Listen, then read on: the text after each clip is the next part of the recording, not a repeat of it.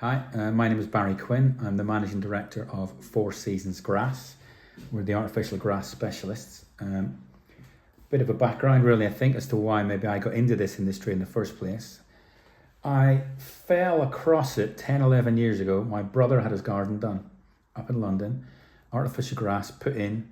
I kind of caught the end of it. I saw how they did it and loved the results it had. A tiny garden in London, terraced house, but suddenly it turned into an area that his kids could play on. Also with a big sporting background, I play golf and football. Both of those use artificial grass at times, more so now football. I mean, kids just constantly playing on it at school or outside of school with their grassroots or their academy clubs. And golf, more and more you see driving ranges. Obviously it's artificial grass, but the quality of it was changing. Then I see putting greens. And I just had a bit of a moment where I thought this is an industry that's going to sort of take off, because the difference between what I saw in my brother's garden to what I saw in somebody else's house like a few years earlier was brilliant. The grass just looked so different, so real, and from any sort of distance I thought this looks like a real garden, and I knew he didn't have a garden. So I just had a bit of a look around the industry. There was lots of companies that do franchises and things like that, and I looked into all of that just to see how the industry works and the ins and outs, the costs and all that sort of stuff. But the background before that's what led me to it was I'd probably for 20 odd years been working in sales, starting very low, telesales, working way up to being sales manager, sales director of various companies and various industries. But a few of those jobs I was literally bringing in millions of pounds worth of stuff for the company I was working for, and they were paying me like fractions of that. And I used to get quite frustrated by it, and even by the person who was my boss, who was then below. I just think there's a lot of people making a lot of money, and it's not me. There's definitely a better way of doing this. And I would search for a while to figure out how do I work for myself. So set up my own business, to be my own boss. And all those things added together that this opportunity sort of arose to get into the grass industry. My role over the years has changed quite a lot, because at the start I was the owner, director, finance director. I was hiring people, firing people, doing the payroll, doing the gardens, doing absolutely everything. And then maybe have a person who would help me on the job. And for the first 2 or 3 years, every garden we installed, I installed it. So that's probably the first 300, 400 gardens. It's hard work. I didn't start this when I was 20, I started this when I was 40. So very hard work, hard to learn new things physically like that, but I was fit enough, it was fine. What I discovered was a problem in that I couldn't grow the business if I was knee deep in dirt digging out gardens, and I was worth more to the business than someone I could pay to do that. So how do I make the business grow, get more jobs, do more work, see more people, get the name out there? Was to actually train someone to do the work I was doing, and then have labourers to work with this person, so they're doing the gardens while I'm building up the next job. Because previously I would have to keep 1 or 2 days spare each week to go and visit customers, or I had to be doing it at night time or a Saturday or a Sunday. These things are tough when you've got young kids and other stuff going on outside. So I had a labourer who was keen. He's good at the work, but seemed very keen to learn the next bit. So for a good year, he would work side by side with me, literally watching everything I was doing, showing him exactly how to use every single piece of equipment. So he knew exactly how we installed, because there are other ways of doing this. There's lots of pitfalls to look out for. Once I was happy that I could trust him on the job, that freed the business up to get bigger, to grow, to allow me to book 100 jobs a year instead of doing 30 jobs a year. Obviously, other things then change. It then costs more to run the business and things like that, so more risk attached. But the longer I went from being on the job, the harder, or almost pretty much more impossible it became that I could ever go back to being on the job, because the business had grown nicely, but also I got even older. So to try and go back and spend 2 days digging out somebody's garden and putting 10 tons of stuff into a skip and bringing 15 tons of stuff back into a garden is a younger person's game. So I've got the company set up in a very nice way, and my plan at the start had actually been, can I change this or turn this somehow into a sales role, because it's what I've done for years and I know it's what I'm good at, and how do I get to sit in front of more customers or in a garden with more customers to sell this. So I was quite proud that within 2 or 3 years, I'd got the business to a point where I turned it into that my role had become sales and support and background and ordering stuff and all the invoicing and the installation side of things. Then I had a team, and at different points of the year, 2 teams doing this, because sometimes we're so busy we need to get jobs done quicker. Things that have happened or changed in that time that created sort of challenges for the industry. A big one quite early on was Brexit. It happened, pretty much a year into me doing this. It didn't have any impact though for 3 or 4 years, because although it happened in 2016, it didn't really happen till like 2021 or something. Nothing really happened that way, price-wise, whatever. But suddenly, the grass suppliers that we were buying from, pretty much from the Netherlands, which is like the hotbed of this stuff, it's where the highest quality grass is from, suddenly had to charge us more because they had to fill in 40 pages worth of forms to get stuff onto a shipping container in Rotterdam. And then when it arrived in Hull, it had to go through another load of checks.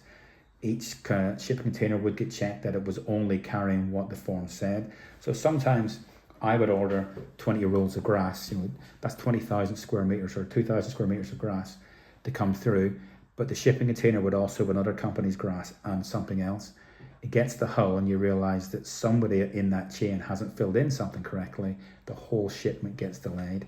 It gets sitting there at port. We can't touch it. We can't get hold of it. So that was something to get used to at the start. So we ended up having to pay more to just bring in our own containers. So which you then buy more grass ahead, because you don't want to be buying half a container full. You're buying full. So there's more risk involved in all of that. And I think the other challenge that then really kicked in, and this will be for any business that's been going as long as mine, was COVID. We were lucky we could carry on work after about that first month of COVID when everything stopped. Because we work outdoors, as long as any customer that wanted us to do the work had an access to their garden and didn't involve going through their house, we could do the work quite comfortably. There only had to be one point of the whole installation where the 2 guys or 3 guys on the job had to be close together. And at that point, they're always wearing gloves anyway, because it just helps with the work. They'd put masks on for that point. But to be fair, they would test themselves 2 or 3 times a week because they were working closely together. They would travel to work separately. So a van and 2 cars would go to work. I mean, the cost suddenly sort of spiraled for me. People weren't wanting to pay more money because they weren't necessarily working. They may well have been getting paid to stay at home, but not getting their full wages in quite a lot of cases. So that was a real challenge to try and keep that going. But very weirdly, there was a flip side to that. People started working from home. People started to see their garden every day and realize how horrible it looked or how much hard work it needed to keep it going. And artificial grass had a bit of a boom. Something else happened as well. The working from home created a lot of people who have the space to build offices in their garden.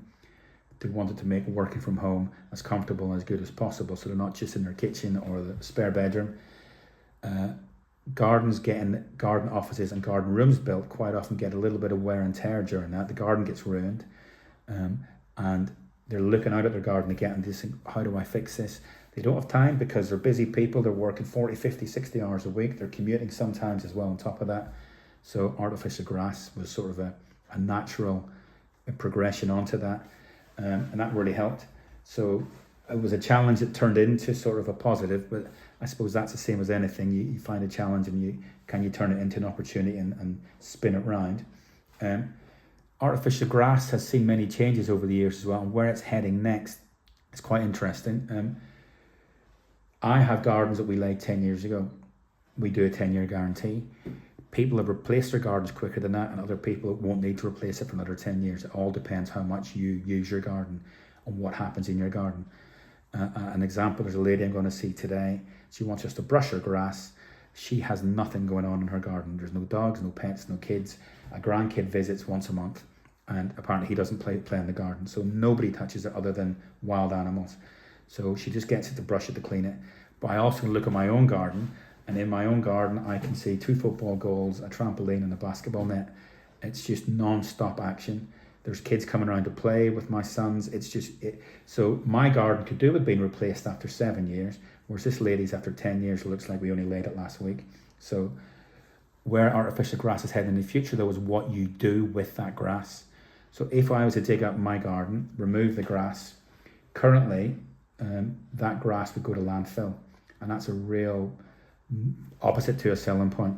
It's a bad point, because the grass can be recycled, the base can be recycled, but for both to be recycled, they have to be separated. And it can be done, but it's expensive. We're going to hit an artificial grass mountain at some point where all these gardens get replaced and this stuff goes to landfill. So somebody very clever somewhere will either invent a product that just separates the two, and they can both be recycled and turned into plastic furniture, turned back into grass, turned into anything. Or the government will insist that local councils have to recycle this stuff. They have to, because there's going to be so much of it out there. But the future of it is, and we're doing this already, most of the gardens I've laid this year have been made in such a way that they're fully recyclable. So the base and the grass are made from the same product, not two different products. It's just taken a while to get here because it's a lot of money to get the base still to be strong enough. They're made of the same thing, so that means when they get ripped up and chucked away and replaced, it can be just melted down into a single plastic that can be used. And that's already a big selling point.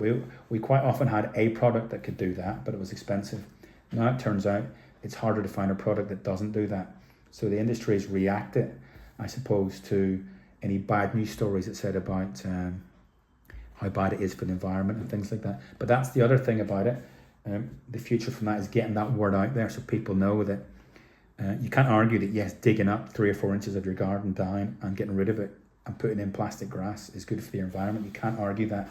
But what you can argue is that if you sit down on a lawnmower and drive it around your garden for an hour to cut your grass, the oil and the fuel you use to do that isn't getting used anymore. You don't need to water your garden every day for the next 6 months. So water's being saved, and you're not feeding your grass. These are people who look after the garden properly. You're not feeding your grass pesticides, fertilizers. Artificial grass doesn't need that. And the future is getting that word out there so that it's not bad news about getting grass done like this, but it's actually, there's arguments both ways. And the last thing I'd say on that, I have met with a lady called Caroline Lucas, who was the leader of the Green Party for a long, long time. She was their only MP. And she decided she wanted to have an argument with us about artificial grass while we were displaying at an Ideal Home Show. And I had a really good discussion with her. We ended up agreeing to disagree. But the big killer against her was she's got a very big house. She's got a gardener who does all those things that I just mentioned. But also she told me that she'd had her driveway done at some point a year or two before. And to do that, they dug up hundreds of square meters of soil and grass and got rid of it and replaced it with stone. And in no world is that good for the environment either. And everybody has a patio put down and they don't get a hard time for it. So it's trying to get people to swivel and see that artificial grass, bad, patio good, driveway good. They're actually all the same thing. You're digging up nature somewhere to create these things. But it's not a single-use plastic, I think, is the other thing to say. It's used all the time. It's used for years and years and years and years, and it will last longer than us. Thank you for listening.